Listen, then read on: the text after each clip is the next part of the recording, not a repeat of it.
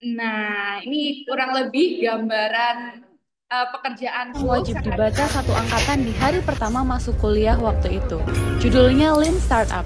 Intinya kalau mau bisnis kita berjalan dan berkembang, selalu terapkan cycle build, measure, learn. Untuk build yang pertama, jangan nunggu produk kamu sempurna dulu. Kalau dulu nunggu toko aku Terus dia punya ratusan bayarnya apa? barang dulu atau workshop yang nyaman dulu baru aku jualan, ya nggak jadi-jadi. Nah, kalau masalah selanjutnya adalah, Kak aku sudah mulai tapi gini-gini aja, nggak ada yang beli.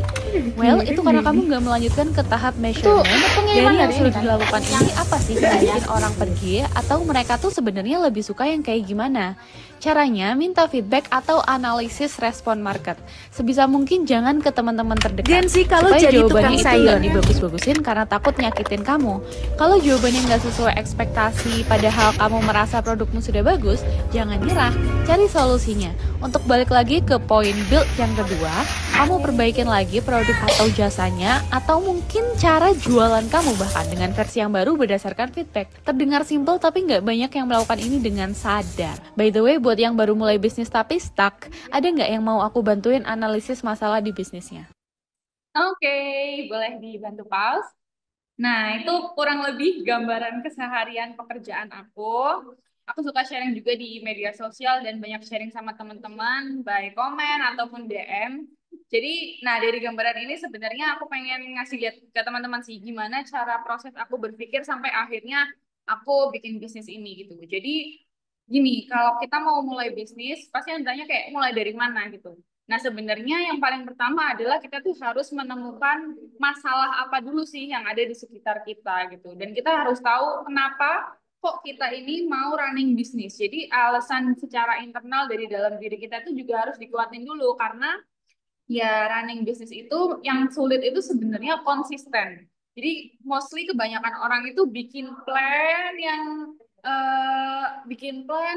lama tapi akhirnya nggak di actionin, nggak dilakukan. Nah itu yang biasanya menghambat gitu. Jadi nah terus biasanya aku juga sering ditanya, nah ini harus mulai dari mana ya gitu. Nah kalau aku sebenarnya pada saat kita mau running bisnis dan kita mau memilih industri, itu sebaiknya mulailah dari apa yang kita punya atau yang kita itu sudah dekat dengan industrinya gitu.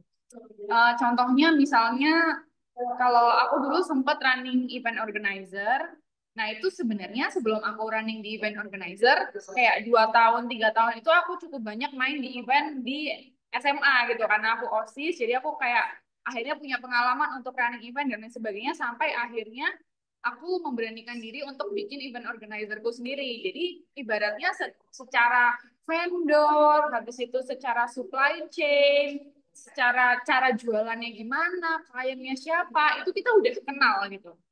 Nah, jadi misalnya juga kalau teman-teman mungkin ada yang berhijab, terus kayak teman-teman punya nih koleksi hijab yang banyak. Nah, itu mungkin sebenarnya itu potensi bisnis yang dekat dengan teman-teman karena ibaratnya nih kalau teman-teman jualan tuh kalian tuh bisa menjelaskan dengan detail. Oh, sebab itu jenis kainnya apa aja tuh teman-teman hafal. Nah, itu. Jadi coba kalau mau running bisnis jangan cuma lihat dari oh ini potensi cuannya gede nih gitu. Nah, tapi sebenarnya secara industri kita belum kenal gitu.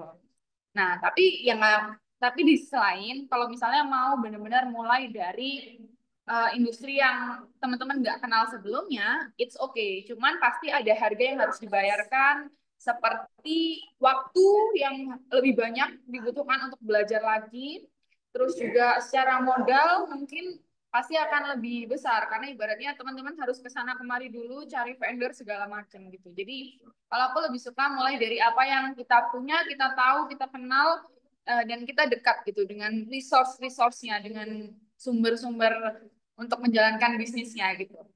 Terus yang terakhir juga, kalau aku selalu menerapkan sistem build, measure, learn. Jadi bisnis itu nggak pernah ada yang pakem ya. Kalau menurut aku secara sistem itu harus berkembang terus dan kalau mau mulai jangan nunggu sempurna gitu. So, itu yang aku terapkan di entrepreneurship journey-ku. Jadi kalau dulu aku running sayur mam itu karena mulai pandemi, aku lihat kayak, ini orang-orang pada nggak ke pasar nih. Nah, kejawab kan, menemukan masalah kalau orang-orang nggak bisa ke pasar. Terus akhirnya aku bangun tuh, bikin sayur mam untuk kirim ke rumah-rumah. Nah, kalau terkait mulai dari yang kita dekat, kebetulan memang aku orang tuaku itu memang pedagang sayur, teman-teman. Jadi tapi tidak digitalized gitu, tapi komersial. Jadi, nah ya, jadi awalnya itu tradisional. Jadi aku di sini berperan untuk uh, mengembangkan gitu. Jadi dan juga harus konsisten. Untuk sekarang aku udah running di tahun kelima, pastinya nggak gampang juga, ada fase-fase turunnya, kalau ekonomi lagi turun, habis itu segala macam. Yang penting kita harus konsisten, terus habis itu juga itu build, measure, learn, harus belajar terus gitu. Jadi uh, dan pada saat running pun selalu ada momen-momen yang kayak berubah ya. Jadi misalnya nih dulu aku tuh apa jualannya tuh nggak langsung nemuin gitu. Sebenarnya misalnya aku jualan sekarang paling ramai di Shopee.